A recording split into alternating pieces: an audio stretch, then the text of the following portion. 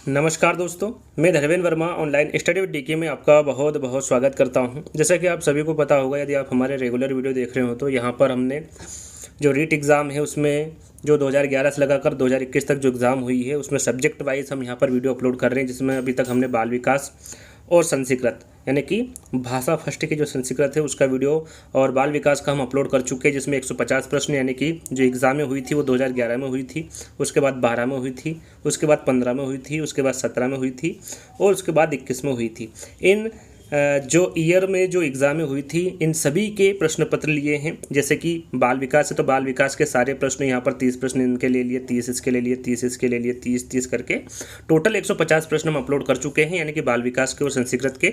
आज यहाँ पर आपको जो प्रश्न मिलने वाले हैं वो पर्यावरण अध्ययन के मिलने वाले हैं। यहाँ पर पर्यावरण अध्ययन के आपको 150 प्रश्न मिलने वाले हैं 2011, 12, 15, 17 और 2021 का। तो आपको स्किप नहीं करना है। रेट के जो प्रीवियस ईयर पेपर है ऐसे ही हम वीडियो बना रहे हैं। बहुत सारे कमेंट्स ऐसे आ रहे हैं कि सर लेवल 2 का बनाइए। जैसे ही लेवल फर्स्ट के सारे वीडियो अपलोड हो जाएंगे वैसे ही हम लेवल 2 के जो प्रीवियस ईयर पेपर है उनका वीडियो आपके सामने लेकर आएंगे। थोड़ा सा सब्र रखिए, सारे वीडियो आपको एक एक करके मिल जाएंगे।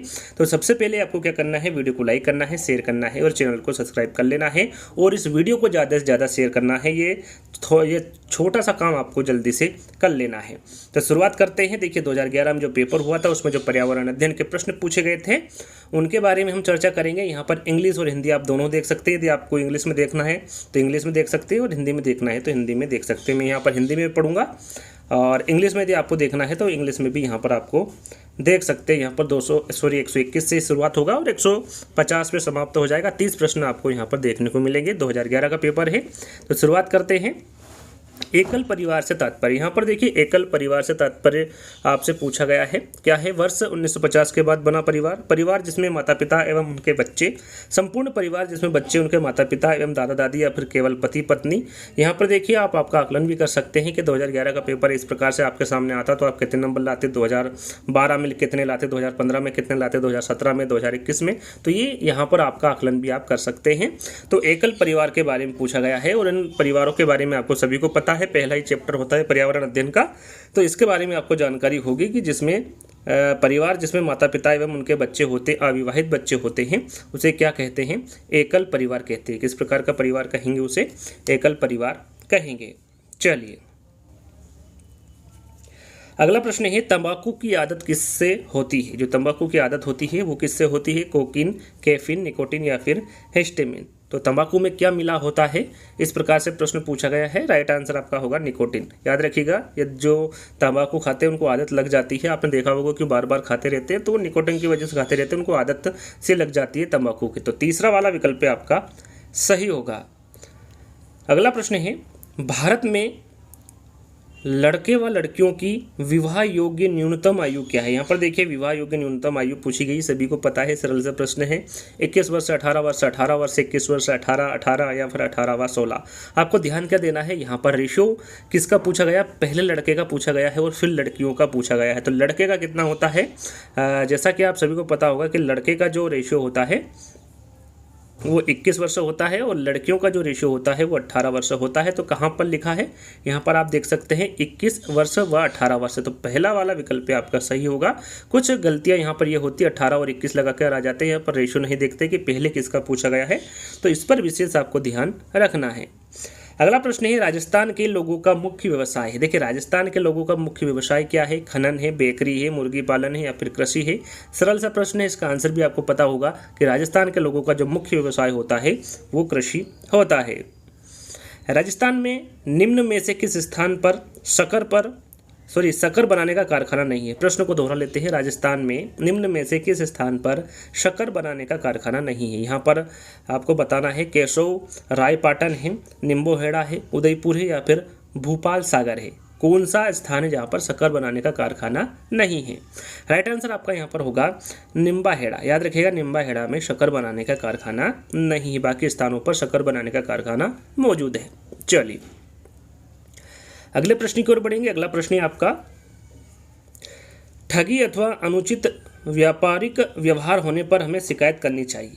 किसको करनी चाहिए? उपभोक्ता संरक्षण मंच को, जिला मुख्यालय को, तहसील को या फिर ग्राम पंचायत को?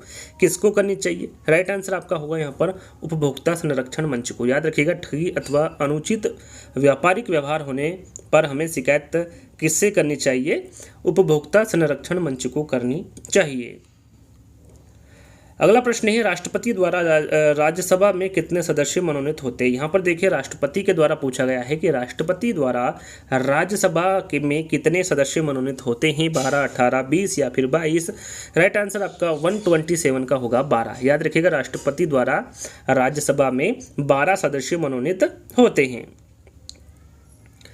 अगला प्रश्न है आपका, यहाँ पर देखिए इंग्लिश में आप देख सकते हैं, इंग्लिश में यदि आपको पढ़ना है तो पुश कर लीजिएगा। यहाँ पर मैं आगे बढ़ता हूँ। देखिए यहाँ पर प्रश्न पूछा गया है कि जिला उद्योग केंद्र किस योजना के तहत शहरी एवं ग्रामीण युवकों को रोजगार मुहैया कराता है? यहाँ पर पूछा गया है, जिला उद्योग केंद्र किस योजना के तहत शहरी एवं ग्रामीण युवकों को रोजगार मुहैया कराता है? प्रधानमंत्री ग्रामीण सड़क योजना, प्रधानमंत्री रोजगार योजना, जवाहर ग्राम समृद्धि योजना या फिर स्वर्ण जयंती ग्राम स्वरोजगार योजना? राइट आंसर आपका 128 का होगा बी, प्रधानमंत्री रोजगार योजना। याद रखिएगा, जिला उद्योग केंद्र ये प्रधानमंत्री रोजगार योजना के तहत शहरी एवं ग्रामीण युवकों को रोजगार मुहैया कराता है। बी वाला विकल्प आपका सही होगा। अगला प्रश्न, संसार में अधिकतम ट्यूबवेल किस देश में है? अमेरिका में है, ऑस्ट्रेलिया में है, चीन में है या फिर भारत में है? राइट आंसर आपका 129 का होगा भारत। याद रखिएगा, संसार में अधिक ट्यूबवेल ये किस देश में होगा? भारत में होगा। अगला प्रश्न है, गणगौर का त्यौहार मनाया जाता है, जो गणगौर का त्यौहार है ये कब मनाया जाता है? चैत्र शुल्क तीज को, श्रावण शुल्क तीज को, भाद्रपद कृष्ण पक्ष अष्टमी को या फिर चैत्र शुल्क नवमी को? गणगौर का त्यौहार कब मनाया जाता है पूछा गया है, तो आपका राइट आंसर होगा ये चैत्र शुक्ल तीज को गणगौर का त्यौहार मनाया जाता है। अगला प्रश्न है आपका 131, राजस्थान में झीलों की नगरी है। यहाँ पर देखिए, राजस्थान में झीलों की नगरी जयपुर में है, जोधपुर में है, उदयपुर में है या फिर अजमेर में है? राइट आंसर आपका होगा ये उदयपुर में है। राजस्थान में झीलों की नगरी उदयपुर में स्थित है। अगला प्रश्न है, विजय स्तंभ किसने बनवाया? जो विजय स्तंभ है ये किसके द्वारा बनाया गया था? महाराणा कुंभा, महाराणा सांगा, महाराणा प्रताप या फिर महाराजा जय सिंह? राइट आंसर 132 का आपका राइट आंसर होगा महाराणा कुंभा। याद रखिएगा, जो विजय स्तंभ बनवाया गया था ये महाराणा कुंभा के द्वारा बनाया गया था। अगला प्रश्न,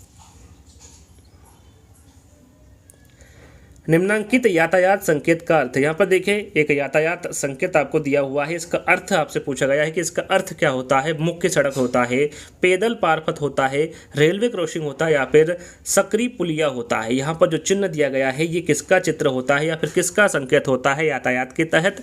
राइट आंसर आपका यहाँ पर होगा 133 का सकरी पुलिया। जो सकरी पुलिया होती है उसका ये चिन्ह होता है। याद रखिएगा, हमेशा इस प्रकार का चिन्ह जहाँ पर दिखे वहाँ पर समझ जाएगा कि आगे सकरी पुलिया है। तो यहाँ पर डी वाला विकल्प आपका सही होगा।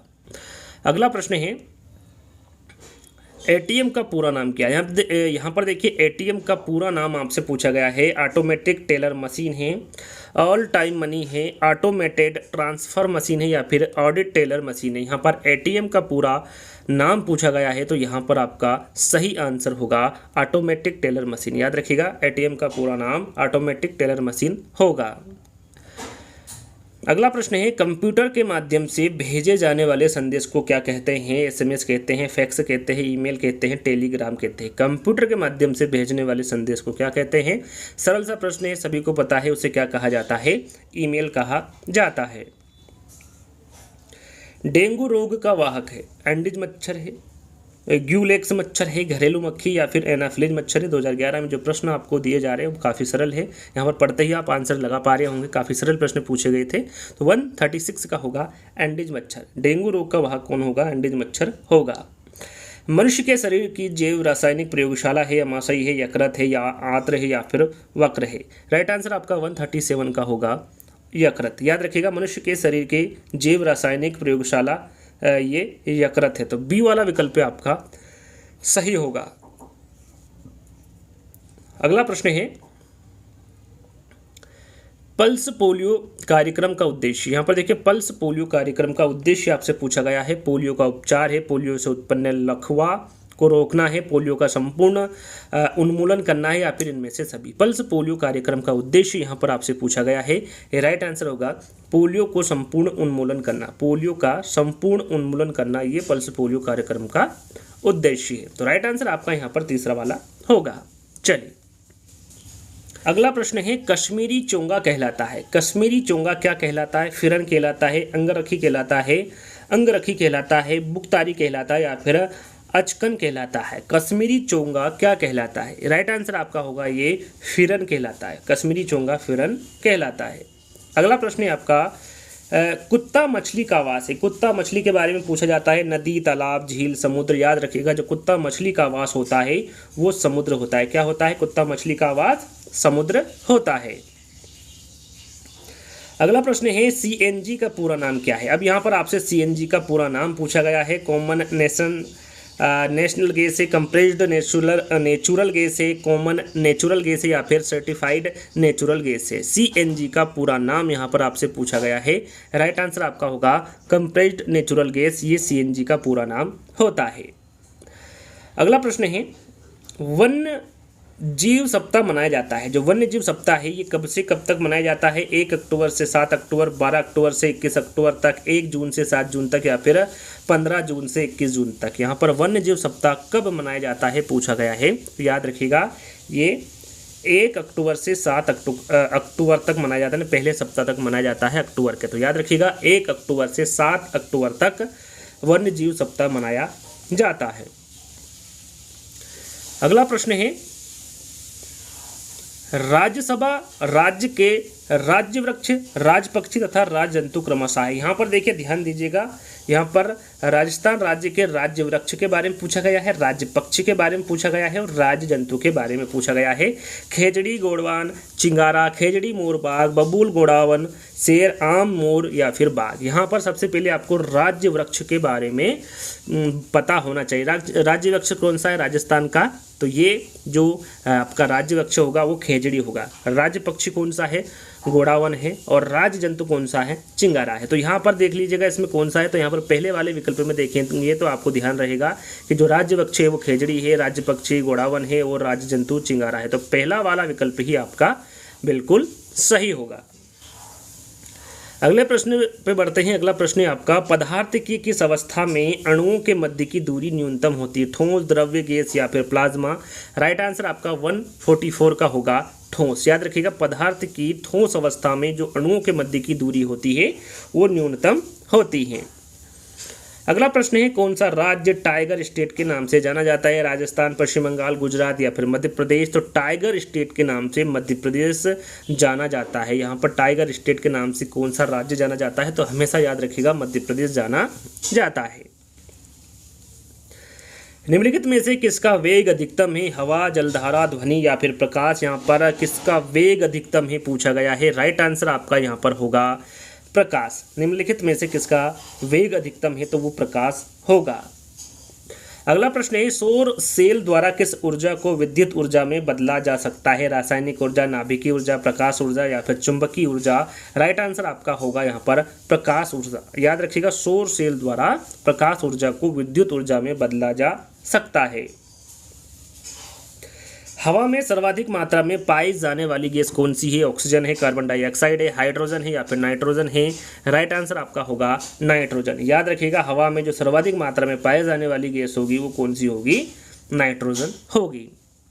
चलिए अगला प्रश्न है, ऊर्जा का नवीनीकरण स्रोत। यहाँ पर देखिए नवीकरणीय स्रोत पूछा गया है। कौन सा है? कोयला है, पेट्रोलियम है, पौधा है, या फिर यूरेनियम है। राइट आंसर आपका 149 का होगा, पौधे। याद रखिएगा ऊर्जा का जो नवीनीकरणीय स्रोत होंगे वो पौधे होंगे। तीसरा वाला विकल्प आपका सही होगा।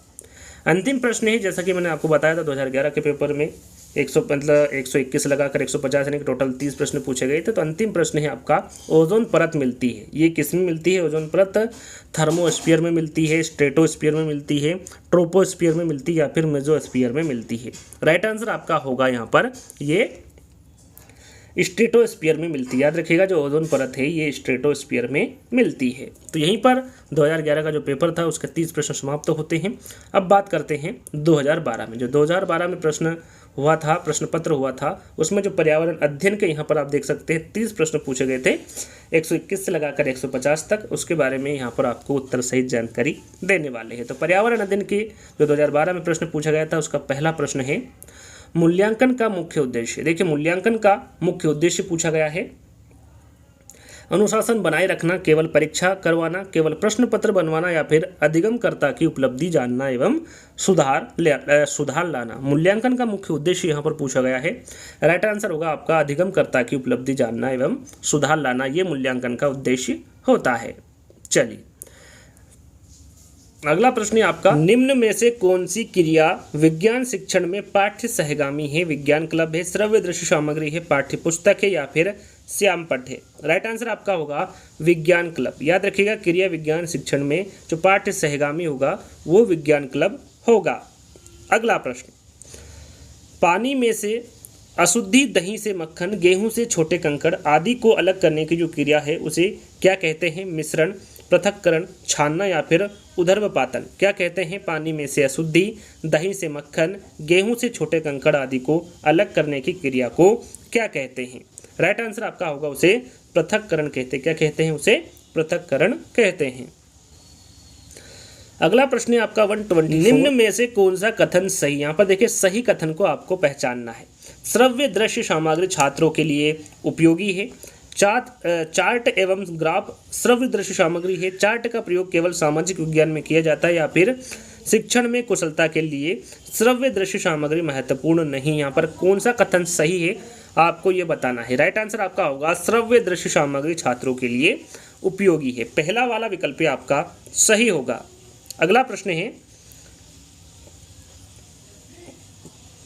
परीक्षण की वास्तविक रचना से पूर्व उसकी प्रारंभिक जांच कर लेना चाहिए। इस प्रारंभिक जांच को कहते हैं, इस प्रारंभिक जांच को क्या कहते हैं? परीक्षण की योजना बनाना, परीक्षण की तैयारी, पायलट स्टडी या फिर अंतिम प्रारूप। इस प्रारंभिक जांच को क्या कहते हैं? तो याद रखिएगा, इस प्रारंभिक जांच को पायलट स्टडी कहते हैं। तीसरा वाला विकल्प आपका सही होगा। अगला प्रश्न है, निम्नलिखित में से कौन सा राज्य या फिर देश राजस्थान के जैसलमेर, बीकानेर तथा श्रीगंगानगर जिलों से लगा हुआ है? गुजरात, मध्य प्रदेश, हरियाणा या फिर पाकिस्तान? राइट आंसर आपका यहाँ पर होगा पाकिस्तान। याद रखिएगा, यहाँ पर राजस्थान के जैसलमेर, बीकानेर तथा श्रीगंगानगर जिलों में लगा हुआ देश कौन सा है? वो पाकिस्तान है। तो यहाँ पर फोर्थ वाला विकल्प आपका सही होगा। अगला प्रश्न है, प्रथम कृत्रिम उपग्रह का नाम क्या था? यहाँ पर देखिए, प्रथम कृत्रिम उपग्रह का नाम पूछा गया है। भास्कर है, आर्यभट्ट है, रोहिणी है या फिर एडुसेट है? राइट आंसर आपका 127 का होगा यहाँ पर आर्यभट्ट। प्रथम कृत्रिम उपग्रह का नाम क्या था? आर्यभट्ट था। विश्व पर्यावरण दिवस मनाया जाता है। जो विश्व पर्यावरण दिवस है ये कब मनाया जाता है? 21 मई, 27 मई, 5 जून या फिर 14 नवंबर? विश्व पर्यावरण दिवस सभी को पता है, सरल सा प्रश्न है कि ये जो विश्व पर्यावरण दिवस है ये 5 जून को मनाया जाता है। जलीय जंतुओं में श्वसन होता है, फेफड़ों द्वारा होता है, फुसफुस द्वारा होता है, वायुकोश द्वारा होता है या फिर गलफड़ों द्वारा होता है? जलीय जंतुओं में श्वसन किस प्रकार होता है इसके बारे में पूछा गया है। राइट आंसर होगा गलफड़ों द्वारा। याद रखिएगा, जलीय जंतुओं में जो श्वसन होता है वो किसके द्वारा होता है? गलफड़ों के द्वारा होता है। अगला प्रश्न है, राष्ट्रीय झंडे के बारे में निम्न कथनों का सावधानी पूर्वक अवलोकन कीजिए। यहाँ पर थोड़ा छोटा कर दिया ताकि आपको 4 विकल्प भी दिखे और यहाँ पर जो प्रश्न दिए गए हैं वो भी आपको यहाँ पर देखने को मिले। तो यहाँ पर देखिए 4 विकल्प दिए गए हैं, उसके बाद में आपसे पूछा गया है कि उपरोक्त कथनों के बारे में निम्न सत्य कौन सा कथन है, इसके बारे में आपको जानकारी देना है राष्ट्रीय झंडे के बारे में। तो यहाँ पर देखिए, सबसे ऊपर केसरिया रंग त्याग एवं बलिदान का प्रतीक है, बिल्कुल सही है। बीच में सफेद रंग शांति का प्रतीक है, ये भी बिल्कुल सही है। मध्य में चक्र शांति एवं खुशहाली का प्रतीक है, यहाँ पर ये गलत है। मध्य का चक्र शांति एवं खुशहाली का प्रतीक नहीं होता है। ये नीचे जो हरा रंग होता है वो शांति एवं खुशहाली का प्रतीक होता है। तो यहाँ पर देखिए, पहला, दूसरा और चौथा आपका सही विकल्प होगा। तो यहाँ पर आप देख सकते हैं तीसरे वाले विकल्प में पहला, दूसरा और चौथा सत्य एवं तीसरा गलत है। तो आपका यहाँ पर तीसरा वाला विकल्प सही होगा। चलिए अगले प्रश्न की ओर बढ़ते हैं। अगला प्रश्न है 131, वातावरण के अनुरूप पौधों एवं जंतुओं में पाए जाने वाले शारीरिक लक्षणों को कहते हैं? अनुकूलन, परजीविता, रूपांतरण या फिर इनमें से सभी क्या कहते हैं? राइट आंसर आपका होगा वातावरण के अनुरूप पौधों एवं जंतुओं में पाए जाने वाले शारीरिक लक्षणों को अनुकूलन कहते हैं। क्या कहते हैं? अनुकूलन कहते हैं।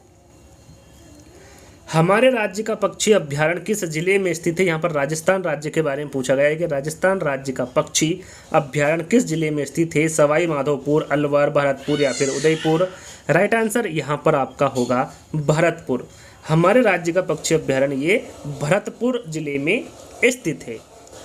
अगला प्रश्न है आपका, निम्न में से कौन सा कथन वायु के संबंध में सही नहीं है? यहाँ पर देखिए वायु के संबंध में कौन सा कथन सही नहीं है पूछा गया है। वायुयान उड़ते हैं, वायु में भार होता है, वायु स्थान घेरती है या फिर वायु में रंग होता है? राइट आंसर आपका यहाँ पर देखिए कौन सा सही नहीं है।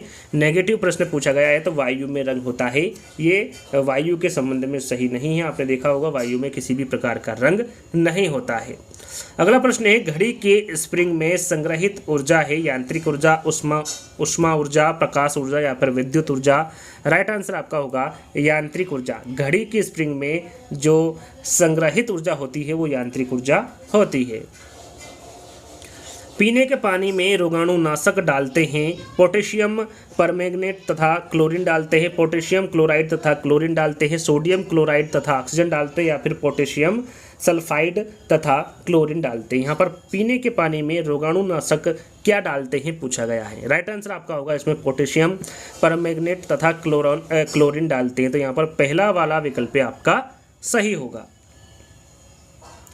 अगला प्रश्न आपका, निम्न को सावधानी से देखिए। यहाँ पर आपको इसको सावधानी से देखना है। यातायात संकेत है, ये किसका अर्थ है इसके बारे में आपको बताना है। मुख्य सड़क का, सकरी पुलिया का, रेलवे फाटक का या फिर खराब सड़क का? तो सकरी पुलिया तो हो नहीं सकता, थोड़ी देर पहले ही मैंने इसका चिन्ह आपको बताया था, संकेत आपको बताया था। मुख्य सड़क, रेलवे फाटक और खराब सड़क के बारे में इन चारों में से बताना है कि जो चिन्ह है ये किसका है, यातायात संकेत किसका है? राइट आंसर आपका होगा ये खराब सड़क का है। यदि इस प्रकार का संकेत आपको दिखे तो समझ जाएगा कि वो खराब वहाँ पर सड़क है। तो यहाँ पर डी वाला विकल्प आपका सही होगा।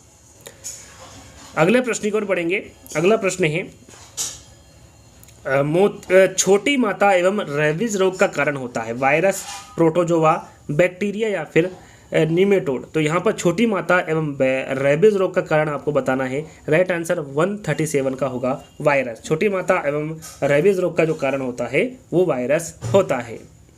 अगला प्रश्न है कि हम भोजन करते हैं एवं पाचन होता है, इस पचित भोजन के उपयोगी पदार्थों का अवशोषण होता है? आमाशय की दीवार में होता है, छोटी आंत्र की दीवार से होता है, वृहद आंत्र की दीवार से होता है या फिर यकृत में होता है? तो यहाँ पर आपका सही आंसर होगा ये छोटी आंत्र की दीवार से होता है। याद रखिएगा, हम भोजन करते हैं पाचन होता है, इस पचित भोजन में उपयोगी पदार्थ का जो अवशोषण होता है वो छोटी आंत्र की दीवार से होता है। अगला प्रश्न है,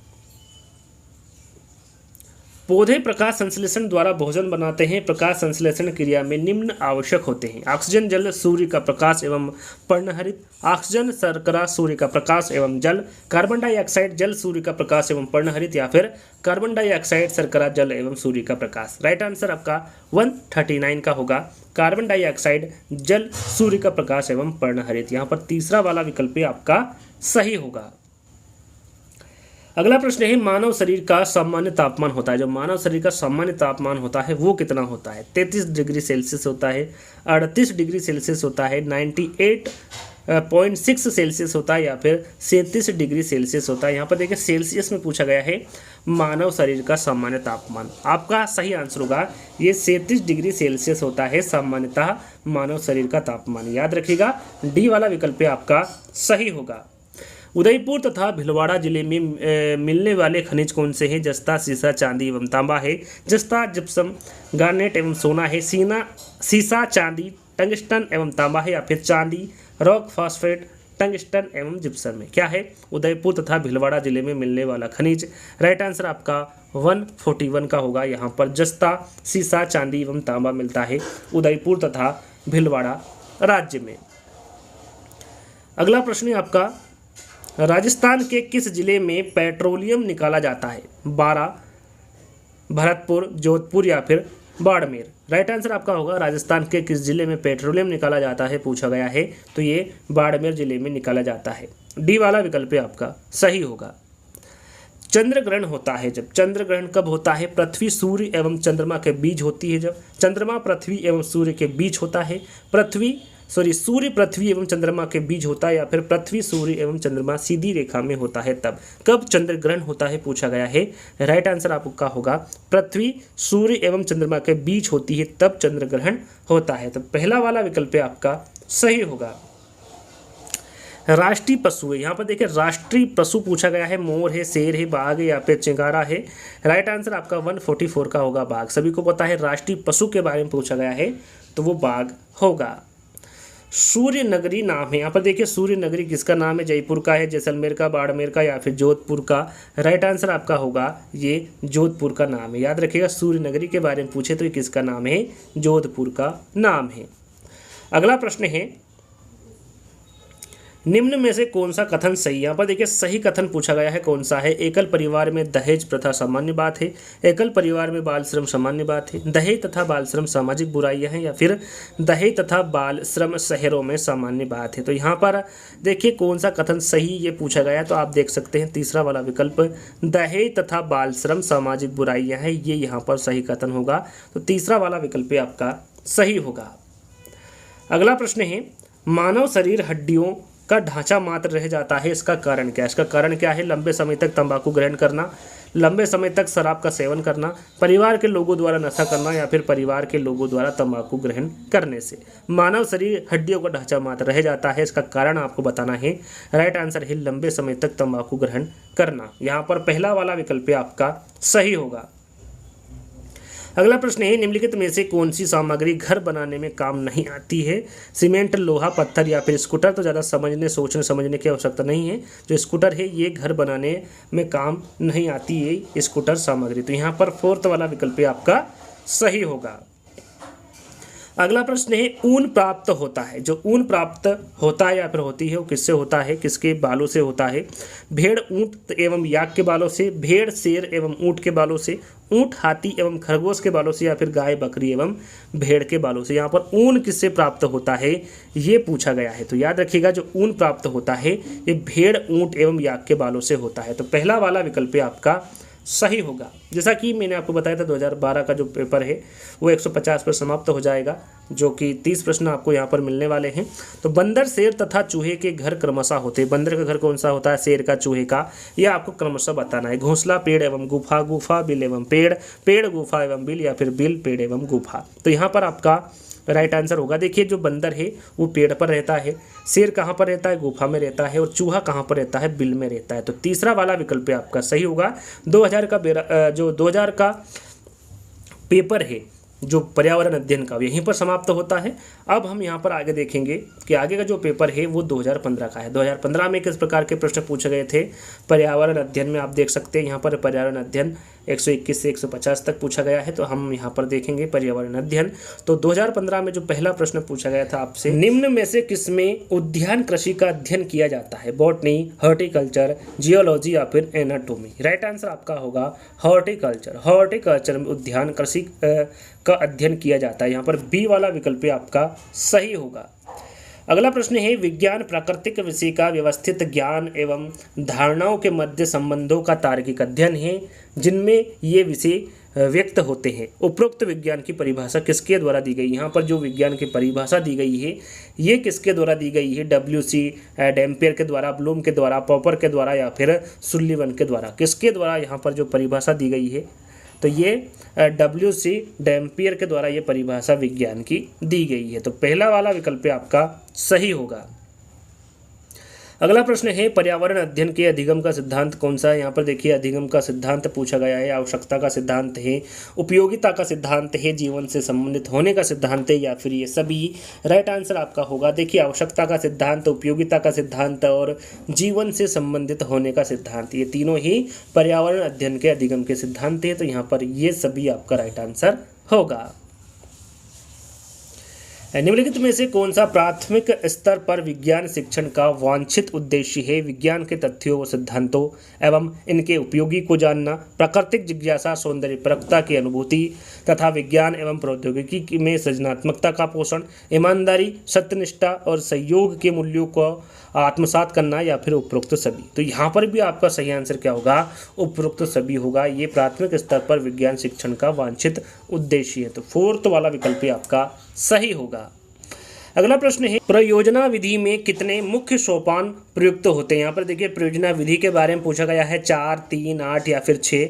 तो याद रखिएगा प्रयोजना विधि में कितने मुख्य सोपान प्रयुक्त होते हैं? तो इसमें 6 सोपान प्रयुक्त होते हैं। इसके जो प्रयोजना विधि के प्रारंभ कहाँ पर हुआ था और किसके द्वारा किया गया था? तो याद रखिएगा ये अमेरिका में किया था, जॉन डीवी के द्वारा। कितने चरण होते हैं? तो 6 चरण होते हैं। चलिए अगला प्रश्न है आपका, कौन सी गैस ग्लोबल वार्मिंग के लिए उत्तरदायी? यहाँ पर देखिए प्रश्न कुछ इस प्रकार पूछा जाता है कि सबसे ज़्यादा, यदि यहाँ पर सबसे ज़्यादा पूछा जाता है कि कौन सी गैस सबसे ज़्यादा ग्लोबल वार्मिंग के लिए उत्तरदायी है, तो आप डायरेक्टली कार्बन डाइऑक्साइड लगा देते और ये आपका सही आंसर होता। लेकिन इस प्रकार का यहाँ पर प्रश्न नहीं पूछा गया है।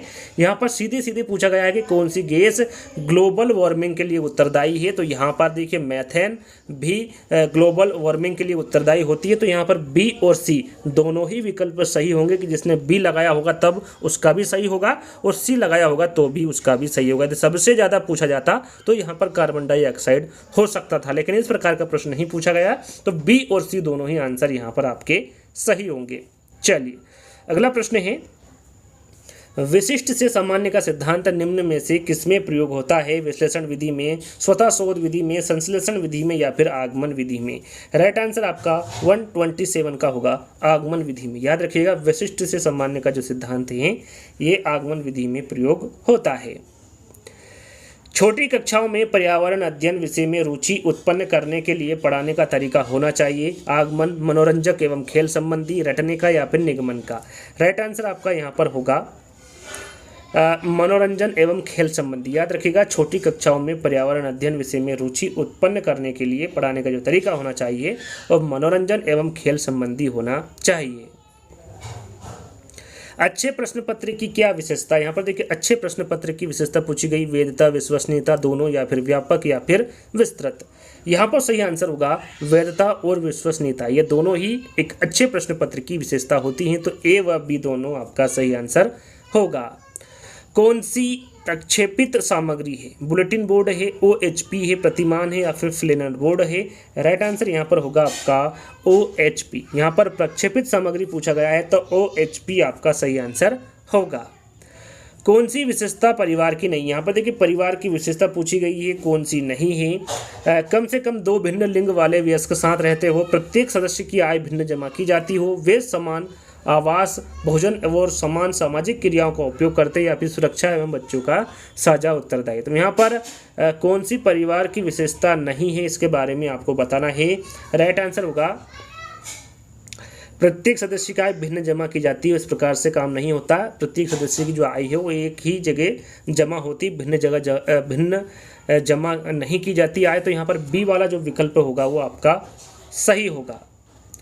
अगला प्रश्न है, राष्ट्रीय बाल श्रम उन्मूलन प्राधिकरण की स्थापना कब की गई थी? ये कब की गई थी? 16 अगस्त 1996, 5 जून 1990, 22 जुलाई 2002 या फिर 26 सितंबर 1994? राष्ट्रीय बाल श्रम उन्मूलन प्राधिकरण की स्थापना कब की गई थी? तो याद रखिएगा यह 26 सितंबर 1994 को की गई थी। अगला प्रश्न है, भारत में बाल विवाह निरोध अधिनियम किस वर्ष पारित किया गया था? 2006, 2008, 2011 या फिर 1997? राइट आंसर यहाँ पर आपका होगा 2006। याद रखिएगा भारत में बाल विवाह निरोध अधिनियम ये 2006 में पारित किया गया था। यहाँ पर देखिए आपको सम्मिलित करना है और बताना है कि इसमें से कौन सा सम्मिलित नहीं है।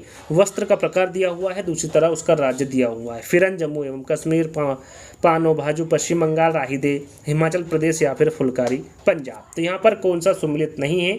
इसके बारे में आपको जानकारी देना है। तो यहाँ पर आपका सही आंसर होगा पानो भाजू। जो पानो भाजू वस्त्र है ये पश्चिम बंगाल में नहीं पहना जाता, या फिर ये वेशभूषा पश्चिम बंगाल की नहीं है, ये अरुणाचल प्रदेश की। याद रखिएगा, पानो भाजू अरुणाचल प्रदेश में गोयन महिलाओं द्वारा पहने जाने वाली पारंपरिक वेशभूषा है, ना कि पश्चिम बंगाल में। तो यहाँ पर कौन सा सम्मिलित नहीं है ये पूछा गया था, तो बी वाला विकल्प आपका सही होगा।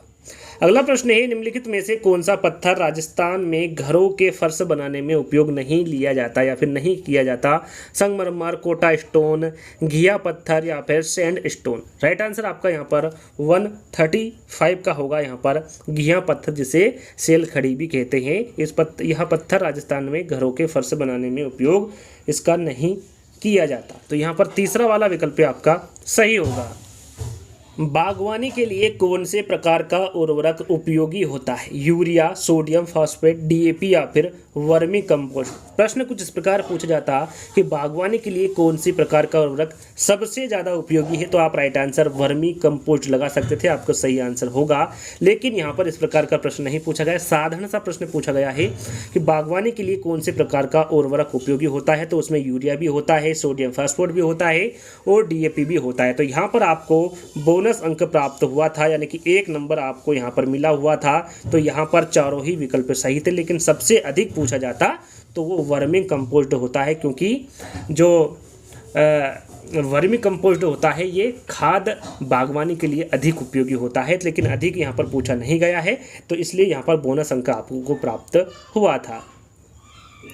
137 है, कौन सा सम्मिलित नहीं? यहाँ पर देखिए कौन सा राज्य सम्मिलित नहीं, इधर मेला दिया हुआ है, इधर राज्य दिया हुआ है आपको, तो यहाँ पर आपको बताना है। देखिए, अंबाजी मेला गुजरात, माघ मेला उत्तर प्रदेश, नैना देवी मेला असम या फिर वर्णेश्वर मेला राजस्थान। कौन सा सम्मिलित नहीं है इसके बारे में आपको बताना है। तो याद रखिएगा, जो नैना देवी मेला है इसका संबंध असम से ना होकर किससे होगा? हिमाचल प्रदेश से होगा। किससे होगा? हिमाचल प्रदेश से। याद रखिएगा, जो नैना देवी मेला है ये असम में नहीं लगता है, कहाँ पर लगता है? हिमाचल प्रदेश में लगता है। तो यहाँ पर सम्मिलित कौन सा नहीं होगा? नैना देवी मेला नहीं होगा। राजस्थान स्टेट केमिकल वर्क्स कहाँ स्थित है? डिडवाना में है, नागौर में है, बाड़मेर में है या फिर परबतसर में है? तो यहाँ पर राजस्थान स्टेट केमिकल वर्क्स के बारे में पूछा गया है, कहाँ पर स्थित है? तो याद रखिएगा, ये डिडवाना में स्थित है। यहाँ पर पहला वाला विकल्प आपका सही होगा। चलिए, अगला प्रश्न है, भारत में उपभोक्ता संरक्षण अधिनियम किस वर्ष लागू किया गया था? 1981, 1985, 1986 या फिर 1988? प्रश्न कुछ इस प्रकार पूछा जाता कि भारत में उपभोक्ता संरक्षण अधिनियम किस वर्ष स्वीकृत किया गया था, तो आपका सही आंसर 1986 होता। लेकिन यहाँ पे स्वीकृत ना पूछते हुए लागू पूछा गया है, तो लागू ये 20 जुलाई 2020 को हुआ था। कब हुआ था? 20 जुलाई 2020 को ये लागू हुआ था, ना कि 1986 को। 1986 को ये इसको स्वीकृति प्रदान की गई थी, और किसके द्वारा की गई थी? तत्कालीन राष्ट्रपति ज्ञानी जेल सिंह के द्वारा स्वीकृति प्रदान की गई थी, ना कि लागू किया गया था। लागू कब किया गया था? 2020 को लागू किया गया था। इसका भी आपको बोनस अंक प्राप्त हुआ था, यानी कि 1 अंक आपको इसका मिला था। तो यहाँ पर चारों ही विकल्प गलत थे। 2020 आपका यहाँ पर सही आंसर होगा। यहाँ पर बोनस के तौर पर आपको 1 अंक प्राप्त हुआ था। राजस्थान के कुल लोकसभा सदस्यों की संख्या पूछी गई है, 20, 25, 22 या फिर 24। राइट आंसर आपका होगा 25। राज्यसभा के कुल लोकसभा सदस्यों की संख्या कितनी होगी? 25 होगी। सॉरी। पक्षमाभ उपकला प्राणियों के शरीर में कहाँ मिलते हैं? अमाशय, श्वसनिका, आंत्र या फिर वायुकोश? राइट आंसर आपका होगा यहाँ पर श्वसनिका। याद रखिएगा, पक्षभाम उपकला प्राणियों के शरीर में श्वसनिका में मिलते हैं। अगला प्रश्न है, निम्नलिखित में से कौन सा सरल उत्तक नहीं है? यहाँ पर देखिए, सरल उत्तक कौन सा नहीं है पूछा गया है। जाइलम है, पेरेनकाइमा है, कोलेनकाइमा है या फिर स्क्लेकाइमा है? कौन सा सरल उत्तक नहीं है इसके बारे में पूछा गया है। राइट आंसर आपका होगा जाइलम। पहला वाला विकल्प आपका सही होगा। मलेरिया रोग होता है किसके कारण होता है? प्लाज्मोडियम फॉल्सीपेरम के द्वारा होता है, एंटामीबा द्वारा होता है, रेट्रोवायरस द्वारा होता है या फिर साल्मोनेला द्वारा होता है? मलेरिया रोग किसके कारण होता है? तो याद रखिएगा, ये प्लाज्मोडियम फॉल्सीपेरम के द्वारा होता है। निम्नलिखित में से कौन सा भारत के 3 जैव विविधता हॉट स्पॉट में से एक? यहाँ पर देखिए, 3 जैव विविधता हॉट स्पॉट में से एक कौन सा है? अरावली हिल से है, खासी हिल से है, हिमालय या फिर उपरोक्त में से कोई नहीं। तो यहाँ पर जो जैव विविधता हॉट स्पॉट है वो अरावली हिल से, यहाँ पर पहला वाला विकल्प आपका सही होगा। राजस्थान का राज्य पशु कौन सा है? बाघ है, गाय है, ऊँट है या फिर भेड़ है? राइट आंसर आपका यहाँ पर होगा ऊँट। राजस्थान का जो राज्य पशु होगा वो ऊँट होगा।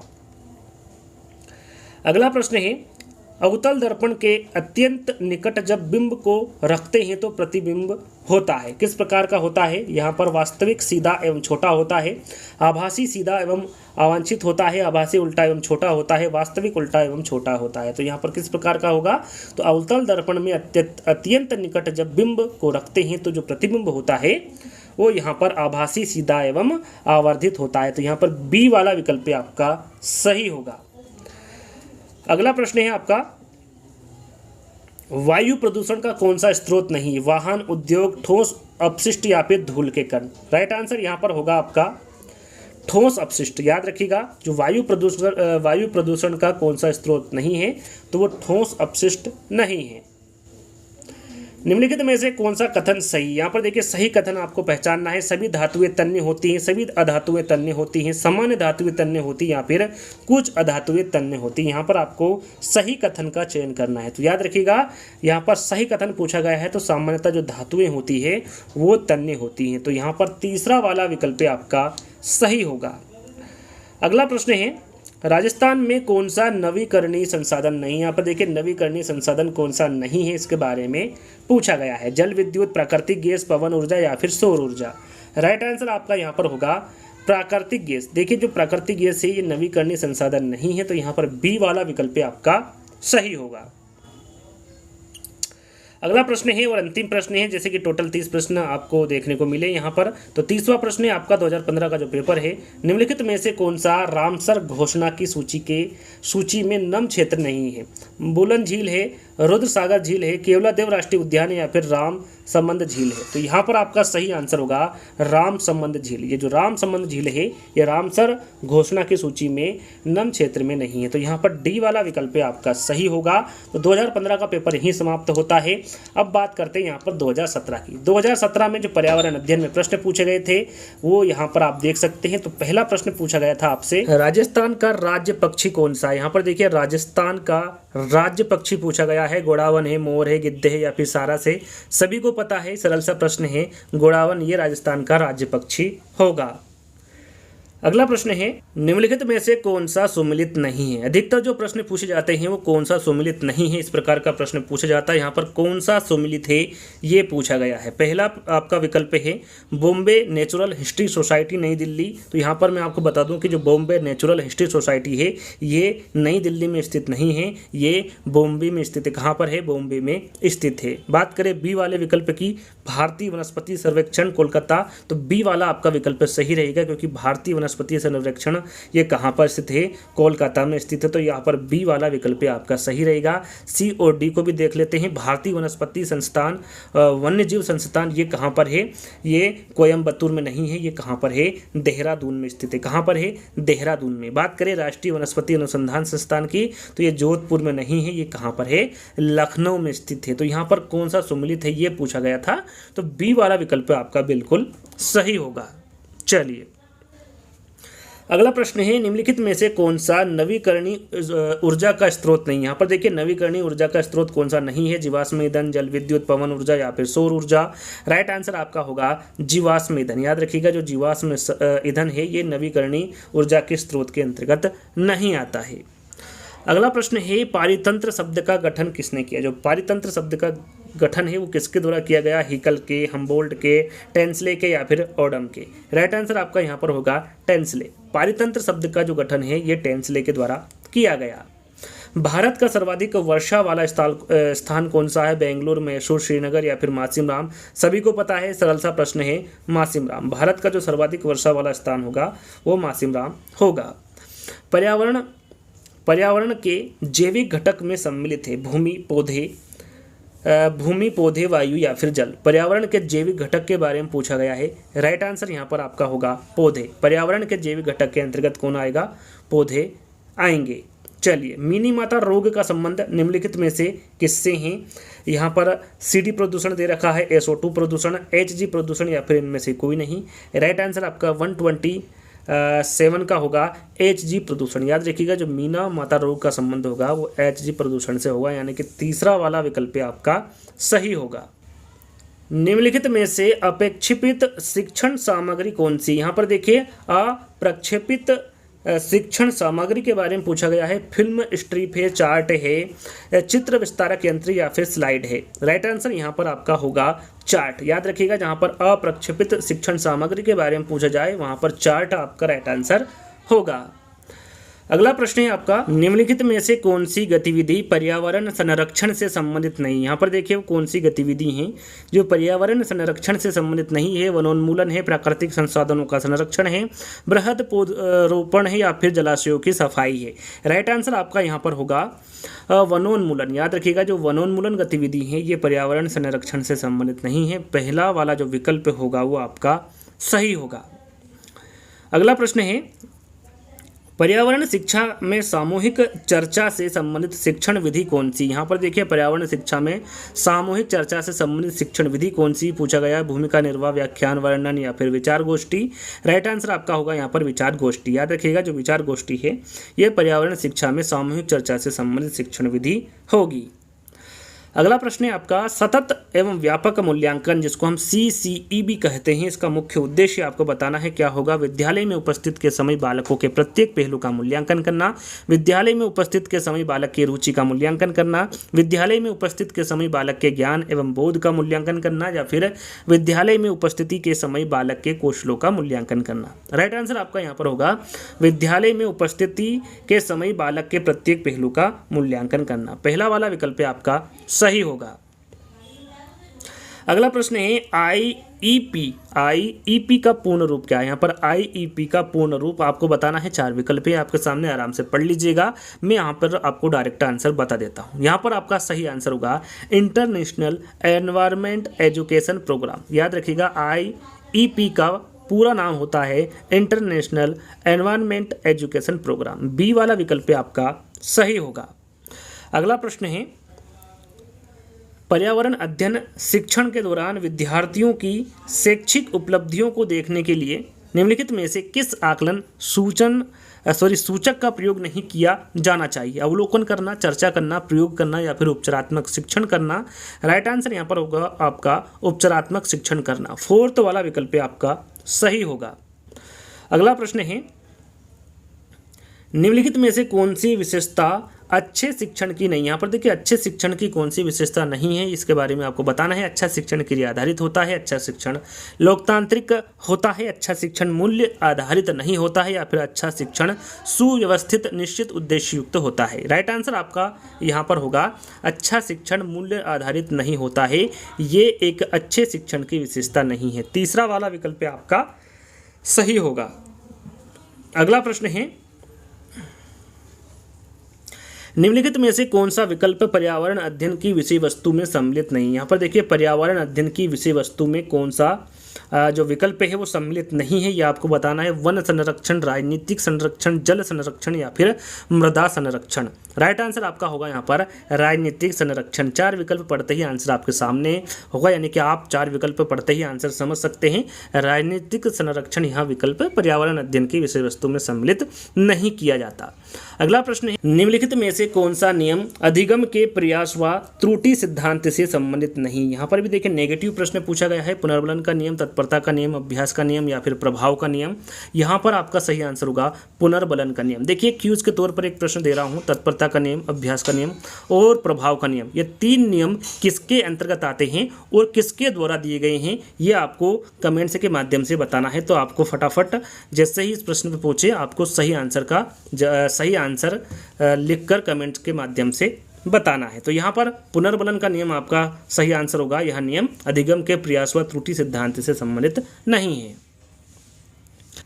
भारत में बाल श्रम को प्रतिबंधित करने के लिए बाल श्रम या फिर निषेध एवं विनिमय अधिनियम किस वर्ष में पारित किया गया था? 1938, 88, 86 या फिर 2017?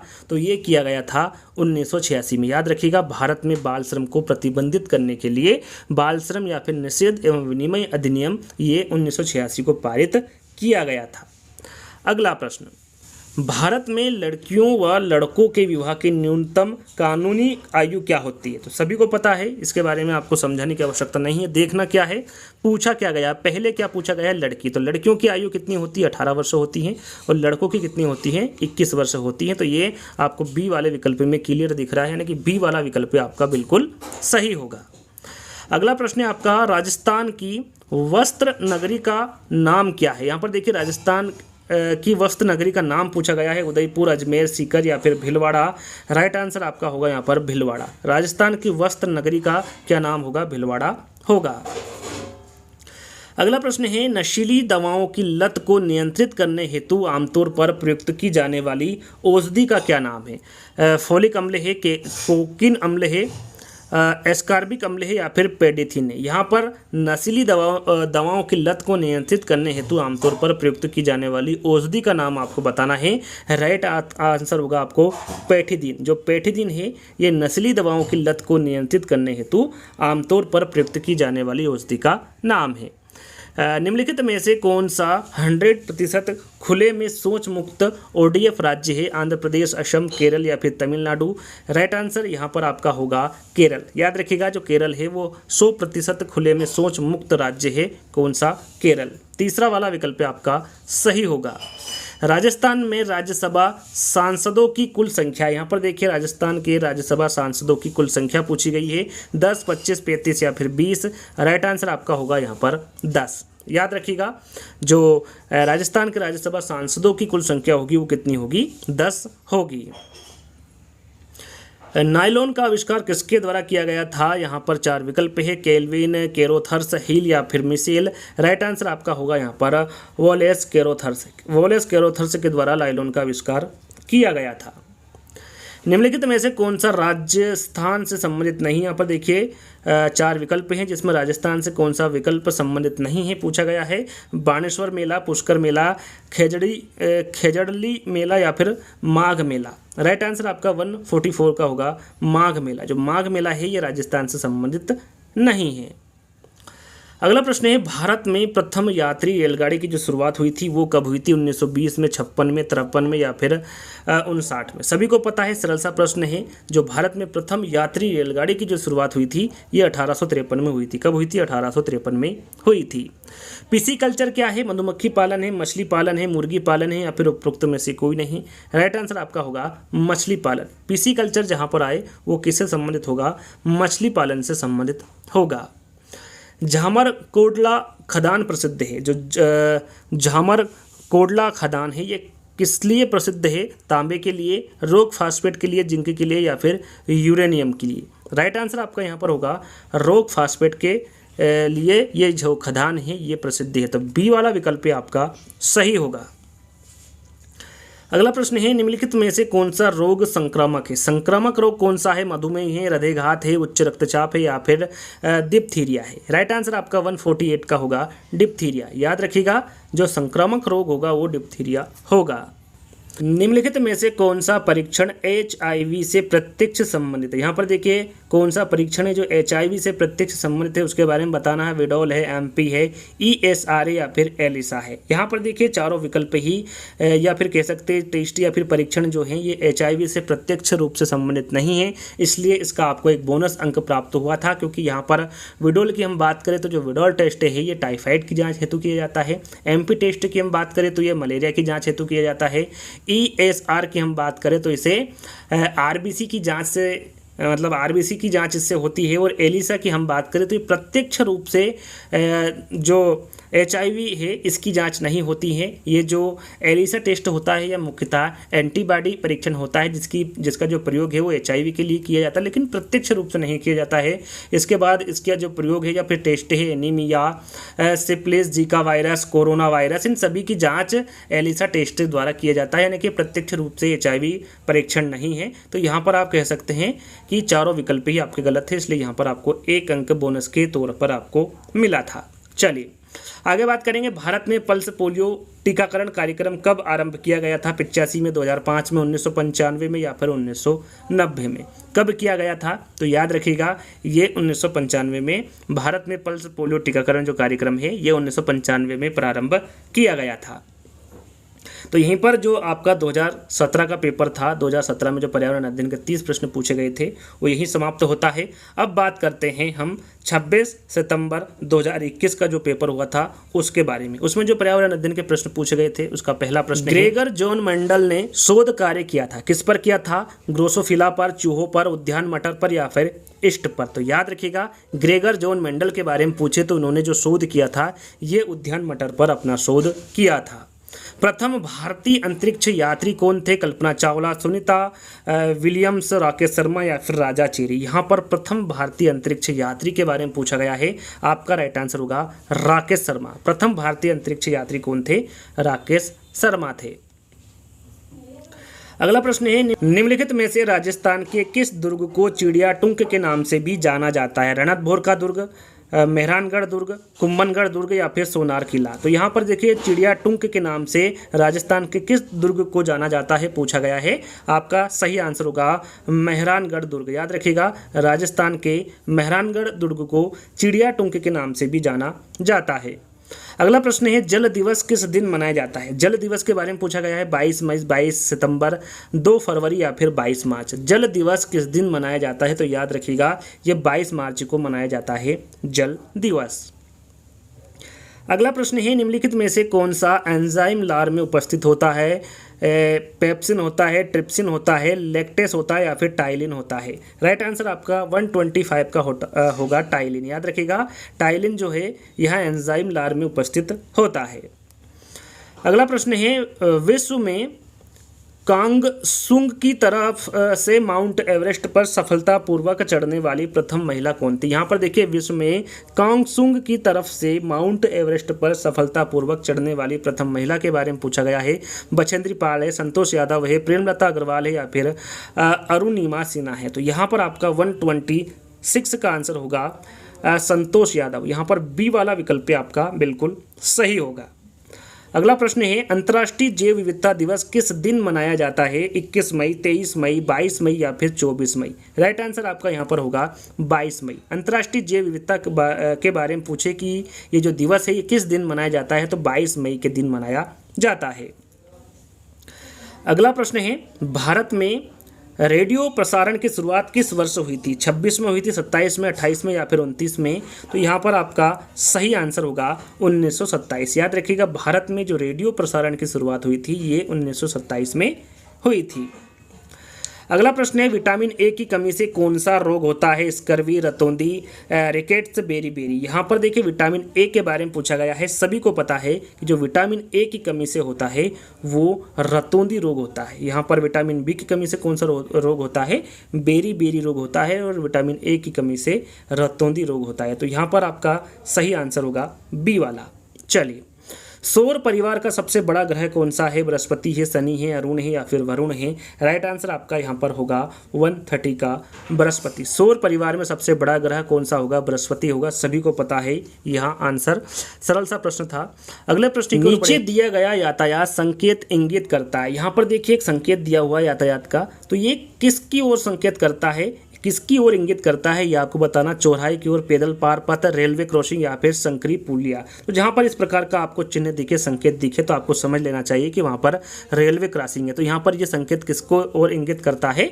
रेलवे क्रॉसिंग की ओर संकेत करता है। अगला प्रश्न है, राजस्थान में किस देवता को ऊंटों का देवता के नाम से जाना जाता है? ऊंटों के देवता के नाम से राजस्थान के किस देवता को जाना जाता है? गोगा जी, रामदेव जी, बापूजी या फिर भूमिया जी। राइट आंसर आपका 132 का होगा बाबूजी। याद रखिएगा, जो बाबूजी हैं इन देवता को ऊँटों का देवता के नाम से भी इनको जाना जाता है।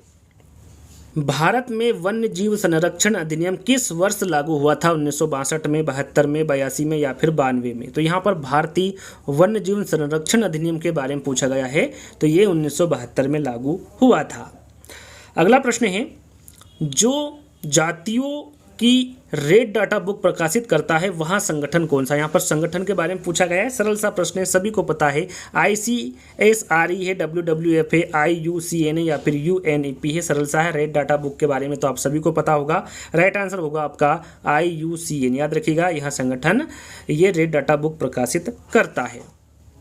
जैव विविधता बायोडाइवर्सिटी शब्द किसके द्वारा दिया गया था? टेंसले, हिकल, व्हिटेकर या फिर WG रोजन? तो यहाँ पर जैव विविधता के बारे में पूछा गया है, तो ये WG रोजन के द्वारा दिया गया शब्द है। अगला प्रश्न है, विशिष्ट से सामान्य का जो सिद्धांत है ये निम्नलिखित में से किसमें उपयोग होता है? आगमन विधि, संश्लेषण विधि, स्वतः शोध विधि या फिर विश्लेषण विधि? राइट आंसर आपका होगा यहाँ पर 136 का आगमन विधि। विशिष्ट से सामान्य का जो सिद्धांत है ये आगमन विधि में उपयोग होता है। अगला प्रश्न है, रानीखेत रोग किससे संबंधित है? मछलियाँ, मधुमक्खियाँ, मुर्गियाँ या फिर सूअर? राइट आंसर आपका 137 का होगा मुर्गियाँ। रानीखेत रोग जो है ये मुर्गियों से संबंधित होता है। पर्यावरण के जैविक घटक, यहाँ पर देखिए पर्यावरण के जैविक घटक पूछा गया है। पौधे, पहाड़, मैदान या फिर नदियाँ? राइट आंसर आपका यहाँ पर होगा 138 का पौधे। ये पहले भी प्रश्न पूछा जा चुका है। पर्यावरण के जो जैविक घटक है उसमें पौधे होगा।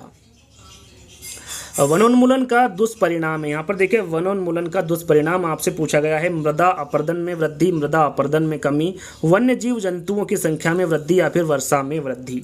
राइट आंसर आपका होगा मृदा अपरदन में वृद्धि। ये वनोन्मूलन का दुष्परिणाम है। अफीम किससे प्राप्त होता है? जो अफीम है ये किससे प्राप्त होता है यहाँ पर आपको बताना है। पावर सोमनीफेरम से होता है, एलोवेरा से होता है, सिंकोना से होता है या फिर सेंटोला एशियाटिका से होता है? यहाँ पर अफीम किससे प्राप्त होता है? राइट आंसर होगा ये पेपावर सोम्निफेरम से होता है अफीम प्राप्त। पहला वाला विकल्प आपका सही होगा। अगला प्रश्न है, निम्नलिखित में से उस त्योहार को चुनिए जो श्रावण की पूर्णिमा को मनाया जाता है। वो कौन सा त्योहार है? दीपावली है, होली है, महाशिवरात्रि है या फिर रक्षाबंधन है? तो यहाँ पर आपका सही आंसर होगा। इंपॉर्टेंट प्रश्न है, याद रखिएगा। यहाँ त्योहार रक्षाबंधन है जो श्रावण की पूर्णिमा को मनाया जाता है। अगला प्रश्न है, सीताबाड़ी का मेला या कह सकते हैं सहरिया जनजाति का जो कुंभ है कहाँ लगता है? ये कहाँ पर लगता है?